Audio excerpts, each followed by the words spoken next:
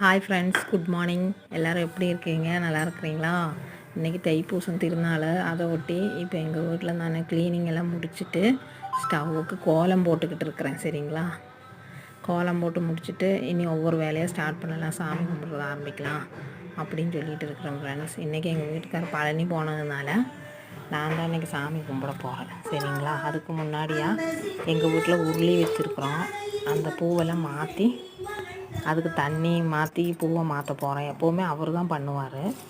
இன்றைக்கி நான் பண்ண போகிறேன். சரிங்களா? அதில் சுத்தமாக கழுகிட்டு தண்ணி எடுத்துக்கிட்டு கொஞ்சம் பச்சை கற்பூரம் போட்டுக்கிறேன், வாசத்துக்கு நல்லது. அப்புறம் 6 ஜமந்தி பூ வச்சுக்கிறேன். அந்த உருளியில் கணக்காக ஒரு 6 வைக்கும் எப்போவுமே.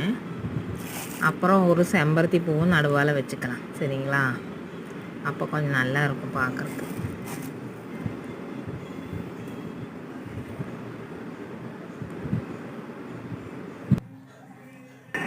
அப்புறம் நாங்கள் சாமி கும்பிட்றதுக்கு எப்போவுமே பூ வைக்கும், அது மாதிரி பூ வச்சுக்கிட்டு இருக்கிறோம். இன்றைக்கி செவ்வாய்க்கிழமையும் தைப்பூசம் ஒட்டுக்காக வந்ததுனால வெத்தலை தீபமும் போட்டுட்டோம். 2மா சேர்ந்து ஒரே விசேஷமாகிடுது. அப்புறம் எனக்கு பூச நட்சத்திரம் கடகராசியானதுனால அதுவும் ஒரு விசேஷம். பூச நட்சத்திரம் கடகராசியானதுனால அதனால் இன்றைக்கி தேங்காய் பழம், வெத்தலை வாக்கு, பால், தேன் எல்லாம் வச்சு சாமிக்கு நிவேதியம் வச்சுருக்குறோம். சரிங்களா? அப்புறம் இன்றைக்கி எங்கள் வீட்டில் ஒரு செம்மந்தி பூவு பூத்துருக்குது. டெய்லி ஒவ்வொன்று பூக்கிறதுனால சாமிக்கு வைக்கிறதுக்கு சந்தோஷமாக இருக்குது. அப்புறம் ஒரு சங்கு புஷ்பமும் பூத்துருக்குங்க ஃப்ரெண்ட்ஸ் இன்றைக்கி நம்ம செடியில். அப்புறம் எங்கள் தக்காளி செடியில் நிறைய பிஞ்சு விட்டுருக்குது.